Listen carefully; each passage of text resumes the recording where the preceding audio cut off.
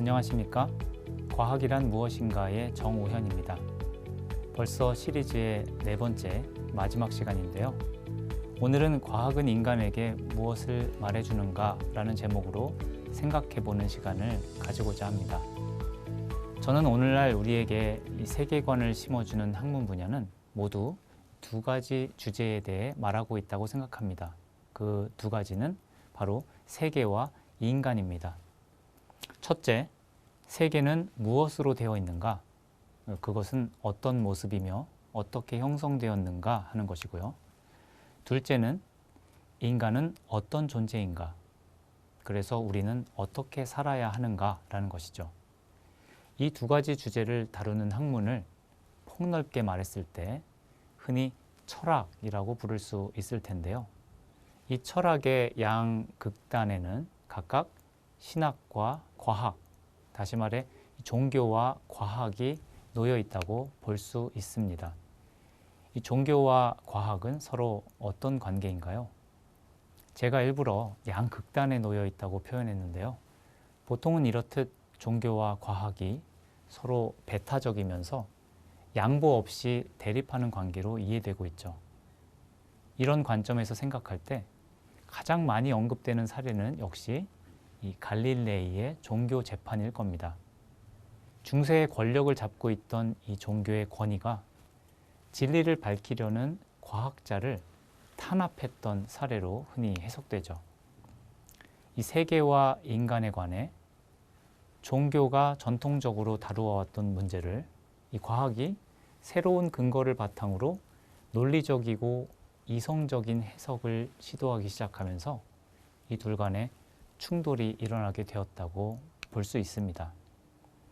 그러나 이 갈릴레오의 종교 재판을 이 과학과 종교의 갈등으로만 인식하는 것은 어쩌면 순진하고 편협한 생각에 불과할지도 모릅니다.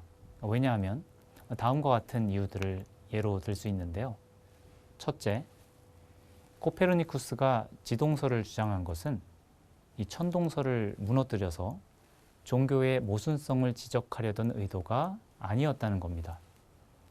당시에 이 천체 관측 결과를 가지고 이 천동설을 그대로 고수하려면 80개가 넘는 주전원을 도입해야 하는 등 불합리한 보조 장치가 너무 많이 필요했는데 이것을 지동설로 이론을 바꿀 경우 측정값이 정확하게 맞아 떨어질 뿐 아니라 미학적으로도 더 우아해 보였기 때문이었습니다.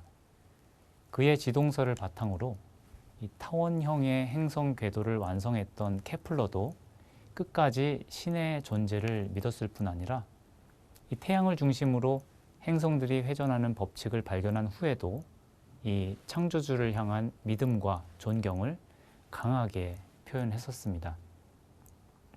이 지동설을 지지하는 것이 이 신의 존재에 대한 거부나 반역과는 상관이 없다는 것을 보여주는 예인 것이죠. 이 지동설을 바탕으로 만유인력의 법칙을 발견한 뉴턴도 물리학보다 오히려 신학을 더 많이 연구했다는 것은 잘 알려진 일입니다. 둘째, 아리스토텔레스가 우주의 중심에 지구가 놓여 있다고 맨 처음 주장했고 이어서 프톨레마이오스가 이 천동설 이론을 집대성한 이래로 거의 2000년 가까운 오랜 기간 동안 이 천동설이 사람들에게 진리로 받아들여졌는데요. 그 기원을 살펴봐도 천동설은 종교가 시작한 주장이 아니었습니다. 오랜 시간 동안 아무도 그에 대해 반론을 펴지 않은 이유는 이 종교적인 이유가 아니라 누가 봐도 천동설이 가장 직관적이면서 아무런 문제를 느낄 수 없는 자연스러운 해석이었기 때문입니다.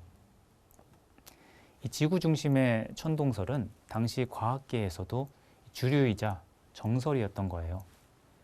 오히려 종교는 그렇게 상식으로 굳어진 천동설을 기초로 자신들의 교리를 발전시킬 수 있었던 것이죠. 셋째, 과거의 종교는 천동설을 통해 이 지구와 인간이 우주의 중심이라는 사실을 그렇게 자랑스럽게 생각하지 않았다는 겁니다. 프톨레마이오스는 그의 천동설을 집대성한 알마게스트라는 책에서 이 별들의 규모에 비하면 이 지구는 수학에서 말하는 점처럼 없는 것이나 다름없다라고 말했습니다. 그리고 신학대전을 썼던 이 중세의 가장 유명한 기독교 철학자 토마스 아퀴나스도 비슷한 의견을 말했어요. 이 우주의 중심에 위치한 지구는 모든 천체 가운데서도 가장 조악하고 비천한 존재다라고요. 우리가 흔히 생각하는 것과 달리 이 천동설에서 지구가 우주의 중심에 위치한다는 주장은 이 지구의 어떤 특별함이나 중요성을 의미하는 것이 아니었다는 겁니다. 또한 진화론을 주장했던 찰스 다윈도 종의 기원 책의 초판 말미에 진화라는 방식을 만든 이 창조주의 의도를 진심으로 존중하는 메시지를 남겼습니다. 물론 다윈은 나중에 기독교 신앙을 부정하게 되기는 했지만 그의 소심한 성격 탓에 자신이 주장했던 진화론과 이 신앙의 양립 가능성에 대해서 죽는 날까지 고심했다는 기록이 남아 있습니다. 오히려 이 다윈의 이론을 정치 사회적으로 이용하려고 했던 당대의 지식인들, 예를 들어 토마스 헉슬리나 허버트 스펜서 같은 사람들이 이 기독교에 대한 반발을 노골적으로 표시하는데 이것을 이용했다고 보는 것이 맞습니다. 중세 시대에 이 종교 때문에 과학이 쇠퇴했다는 주장은 사실 유럽에서만 맞는 말이었어요. 같은 중세 시대에 이슬람 세계는 오히려 종교 정신으로 인해서 과학의 전성기를 맞았습니다. 이 소위 암흑 시대라고 불렸던 유럽과 달리 당시 이슬람교는 이 과학적인 지식을 쌓는 것이 알라를 기쁘게 하는 일이라는 믿음 아래 이 과학을 최우선으로 발전시킨 것이죠. 이때의 이슬람 세계에서 발전된 과학은 십자군 원정을 계기로 다시 유럽으로 전해져서 이 과학혁명의 밑거름이 될 수 있었습니다. 어쩌다가 종교는 과학의 지극히 적대적인 세력으로 이미지가 굳어진 걸까요?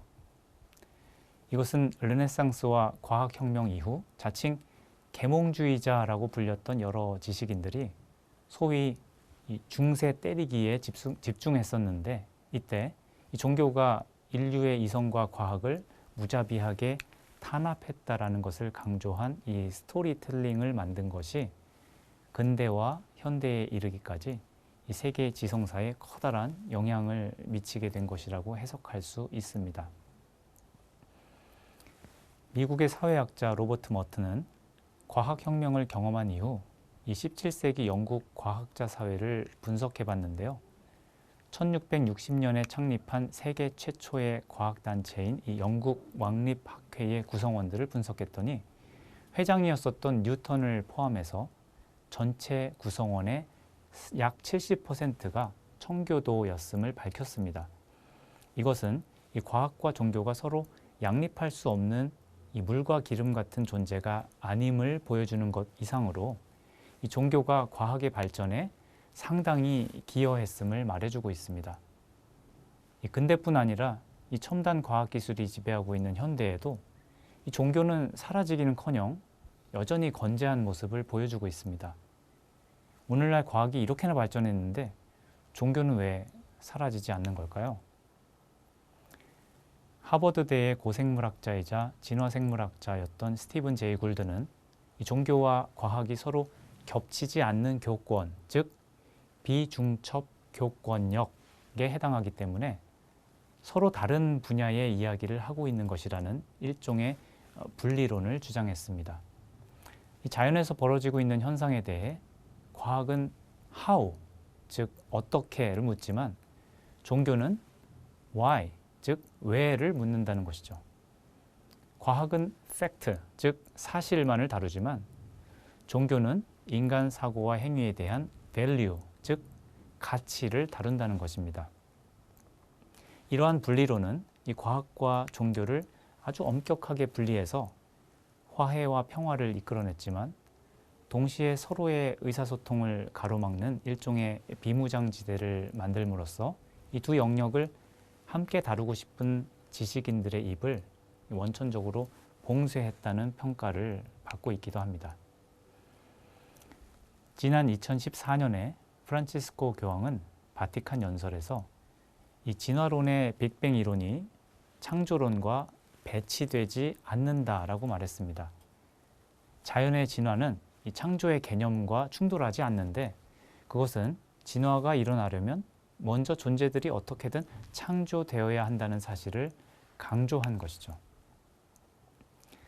빅뱅 이론은 물론 무신론적인 의미를 담고는 있지만 유신론적 의미의 창조와 마찬가지로 무에서 유가 생겨났다는 사실에는 어긋나지 않습니다.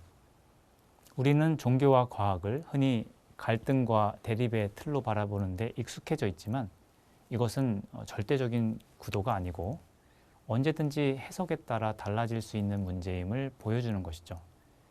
많은 사람들이 간과하는 사실 중 하나는 이 과학의 연구 대상은 자연이고 그것을 설명할 때에는 자연적인 원인에만 한정해야 한다는 것입니다. 그러니까 어떤 초자연적인 현상을 설명하고자 할 때는 그것이 자연적인 원인으로 분석되고 이해될 수 있는 한에서만 이 과학의 타당한 탐구 대상이 될 수 있다는 말이죠. 따라서 진화론이나 빅뱅 이론 같은 이 과학적 연구의 결론을 가지고 신이 있다 혹은 없다라는 결론을 내리는 것은 부적절한 일이라는 의미입니다. 이기적 유전자를 쓴 리처드 도킨스 같이 아주 철저하게 무신론을 지지하는 것이야 개인적인 신념으로 그리할 수는 있어도 이 과학적인 연구로 인한 결론으로서 무신론이 맞다라고 확정 지을 수는 없다는 뜻이죠. 역사를 통해 종교가 그래 왔듯이 과학도 우리에게 하나의 세계관을 제시할 수 있습니다. 이 세상은 어떻게 생겨났는지 그리고 우리 인간은 어떤 존재인지 말이죠. 하지만 과학은 인간에게 진보나 행복을 약속하지는 못합니다. 또한 과학은 우리에게 어떻게 살아야 할 것인가를 말해주지 못합니다. 이 과학적 방법론에 의한 이해는 늘 불완전할 수밖에 없고 인간의 요구를 완전히 만족시켜 줄 수 없다는 것을 겸허하게 인정해야 할 것입니다. 이것으로 과학이란 무엇인가 강의 시리즈를 모두 마치겠습니다. 시청해 주셔서 감사합니다.